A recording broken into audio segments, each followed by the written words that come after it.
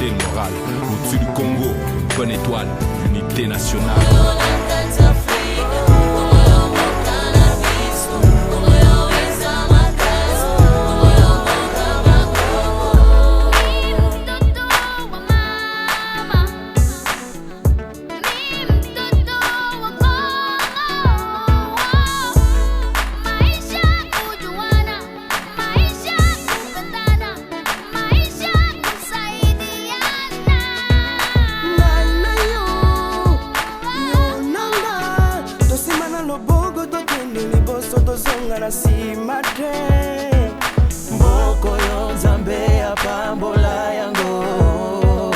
Bonjour les amis,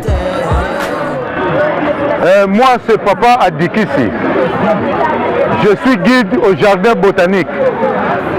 Donc au jardin botanique, nous sommes venus, c'est pour visiter les plantes et connaître aussi le rôle que joue une plante dans la nature.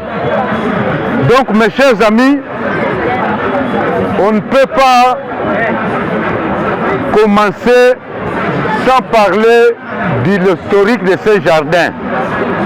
Le jardin botanique est créé en 1933 par M. Fernand de Bock, de nationalité belge. Il était un ancien administrateur de Léopoldville à l'époque. Le jardin botanique est sous tutelle de l'ICSN, qui signifie Institut congolais pour la conservation de la nature, a pour mission de sauvegarder la biodiversité nationale. Comme biodiversité, nous avons deux sites. Il y a in situ et ex situ. In situ signifie les êtres vivants, donc les animaux et les plantes sont dans leur milieu naturel. Nous avons les cas dans un parc national. Donc un éléphant peut faire de longs trajets parce qu'il se sent en liberté. L'ex situ signifie les êtres vivants ne sont pas à l'état libre, comme dans un jardin zoologique. Les animaux sont enfermés dans des cages. C'est l'ex situ.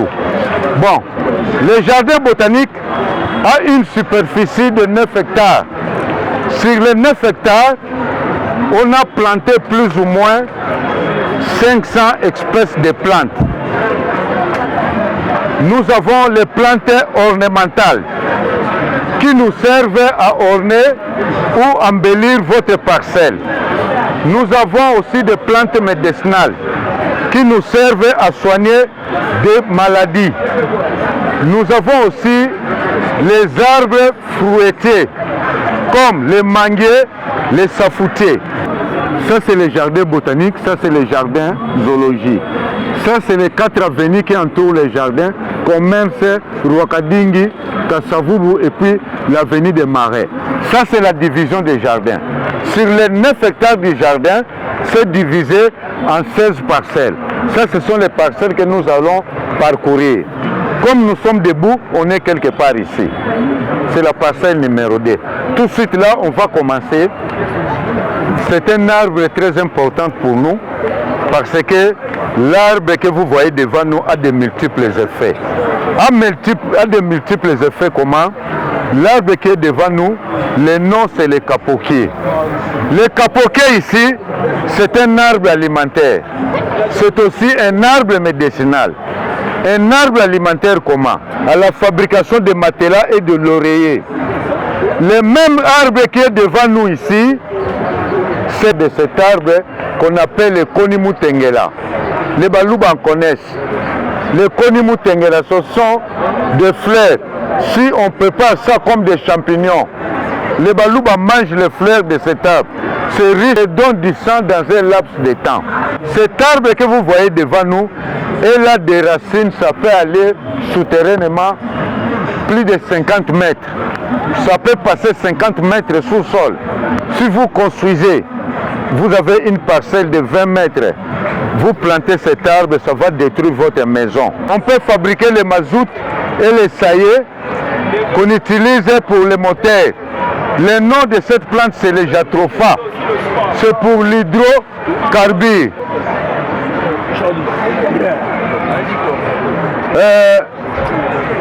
Ça multiplie comment? Vous voyez, il y a les graines, hein, les petites graines qui sont là-bas. À un moment donné, oui, hein, oui, vous pouvez toucher, ça ne pose pas de problème. Bon, à côté ici, nous sommes devant un géant palmier. Le palmier qui est à côté de moi ici, c'est le palmier Atalea macrocarpa. C'est un géant palmier, ça peut aller à 12 mètres de hauteur. Ce sont des palmiers exotiques, il y a partout des graines. Ce sont des palmiers exotiques. Ce sont les palmiers qui poussent le long du fleuve Niger. Donc si vous avez vu des films de Ninja Condor, les ninjas en train de sursauter optique. Donc ce palmier que vous voyez, ce sont des palmiers qui poussent le long du fleuve Niger. Ici chez nous, ça ne peut jamais reproduire.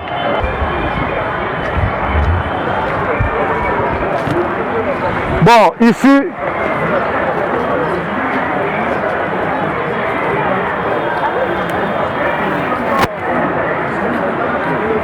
ici nous sommes devant un baobab.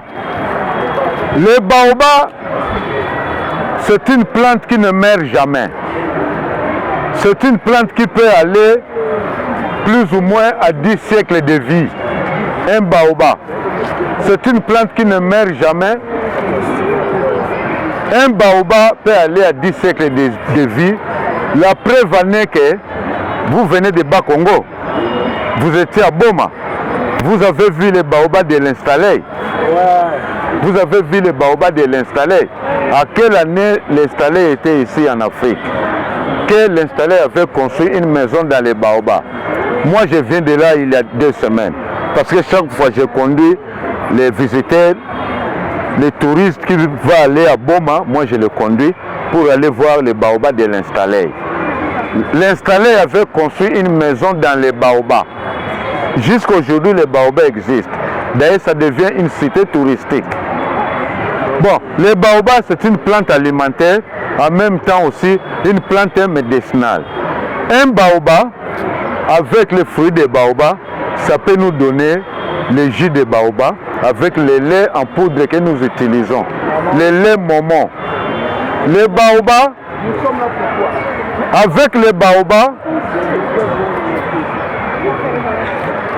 avec les écorces de baobab, on peut traiter la carie dentaire.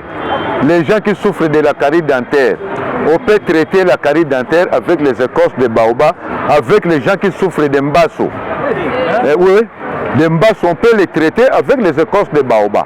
Les baobabs, c'est une plante très importante pour nous les Africains. Parce que, d'ailleurs, selon la tradition africaine, on dit que la plupart des fétiches africaines se cachent dans les baobabs. Vous savez pourquoi? Parce que les baobabs durent longtemps. Ça peut aller à 10 siècles de vie. Avec un baobab, on peut fabriquer, les racines de baobab, ça traite beaucoup de maladies, voire même la typhoïde. Beaucoup de maladies, on peut traiter plus de 15 maladies. Le médicinal, ça soigne beaucoup de maladies contre la peau. Le savon Mateja est fabriqué à base de ces feuilles que vous voyez. Le savon Mateja, c'est fabriqué à base de mutozo. C'est une plante très importante pour la peau. Ça soigne, si vous avez des gales, utilisez les feuilles de mutozo. Ça soigne aussi les maux de ventre, la typhoïde. Donc, pardon, l'angine, il y a les caramboles. Lorsqu'on va arriver là où il y a les caramboles, demandez quelques fruits de caramboles, ça soigne l'angine. Je vais vous donner. Ok, c'est une plante très importante pour nous. La plante qui est devant nous, il est d'origine d'Amérique. C'est la gave d'Amérique. Cette plante que vous voyez, ça nous sert pour la fabrication de fibres textiles. Donc tous les habits que nous portions, sauf les habits en coton, c'est fabriqué à base de ces fibres. C'est ça les fibres textiles. C'est ça. Il est d'origine de l'Amérique. Donc les habits que nous portions, c'est fabriqué à base de ces fibres, sauf les habits en coton. Bon, cette plante que vous voyez devant nous ici, ça nous sert aussi à la fabrication de whisky.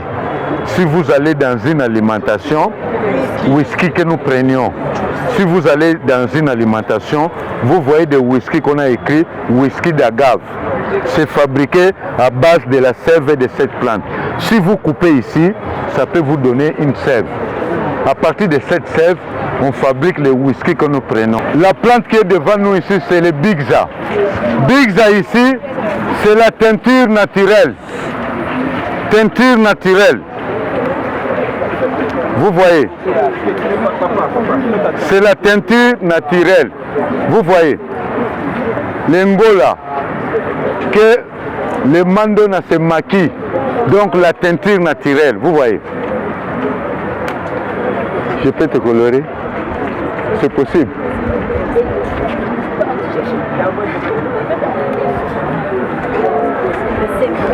C'est symbolique, hein?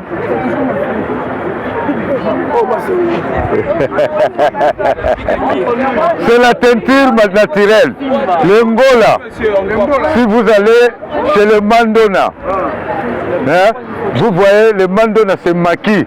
C'est à base de ces Bigza. Le costis ici, c'est une plante médicinale.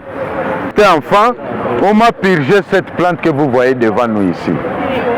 Donc, à notre époque, c'est la rougeole qui dominait.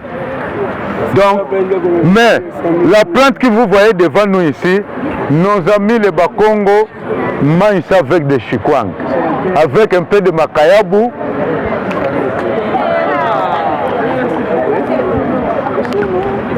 Mais c'est donné lui, c'est un blanc. Quoi? On peut goûter. Pas de quoi? Prenez les jeunes feuilles. Vous voyez les trois arbres, nous avons planté ça devant nos bureaux administratifs, nos aïeux parents comme des esclaves, dans les plantations de l'EVA, pour planter ces arbres. Les Belges arrivent, ils vous donnent une portion de terre que vous allez faire même les bras à cause de ces trois arbres que vous voyez, du cinquantenaire planté par notre ex-président Kabila Kabange le jour du 50e anniversaire de notre pays. Le président Kabila est venu ici en titre de reconnaissance. Il a planté les jeunes baobabs que vous voyez devant nous ici. Donc c'est un baobab qui nous rappelle le 50e anniversaire de notre pays. C'est planté de main propre de notre président, l'ex-président Kabila Kabange. C'était le 27 juin 2010. Donc le baobab du cinquantenaire, c'est ça. Ça se trouve ici au jardin botanique. Vraiment, c'est symbolique. Après, vous allez venir prendre une photo dans ça. M. Fernand de Bock a planté. Jusqu'aujourd'hui, l'arbre a résisté jusqu'à nos jours. Le nom, c'est Samanea. Samanea signifie arbre à pluie. Arbre à pluie. Pourquoi il est appelé arbre à pluie? Parce que l'arbre qui est devant nous ici,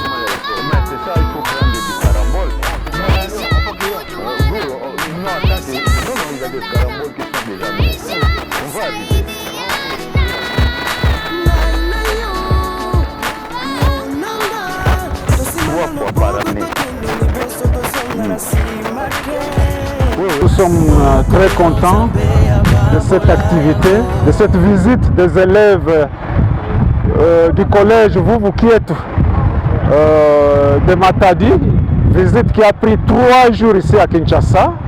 Et nous sommes au terme de cette visite-là, nous sommes très contents parce que la visite s'est très bien déroulée. Les enfants ont été à l'aéroport le premier jour. Le deuxième jour, ils ont eu à visiter l'Académie des Beaux-Arts et le Palais du Peuple. Et au troisième jour, aujourd'hui, c'est les 2 jardins botaniques et zoologiques qui viennent de visiter. Et tout s'est bien déroulé. Pour les autres qui nous suivent à travers tout le pays, nous les invitons à prendre contact avec l'Office national du tourisme pour qu'ils puissent eux aussi à leur tour organiser ce genre de manifestations en faveur de nos enfants.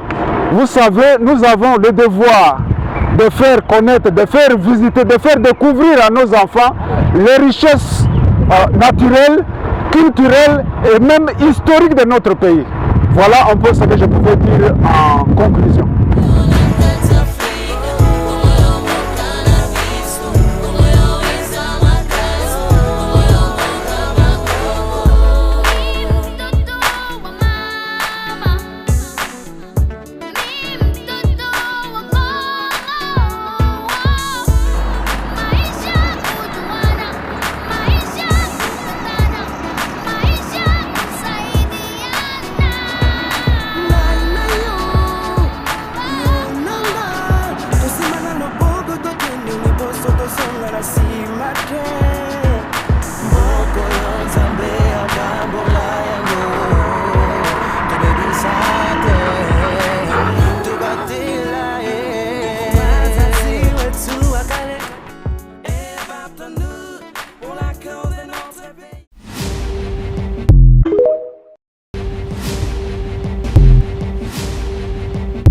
La fierté morale au-dessus du Congo, bonne étoile, unité nationale.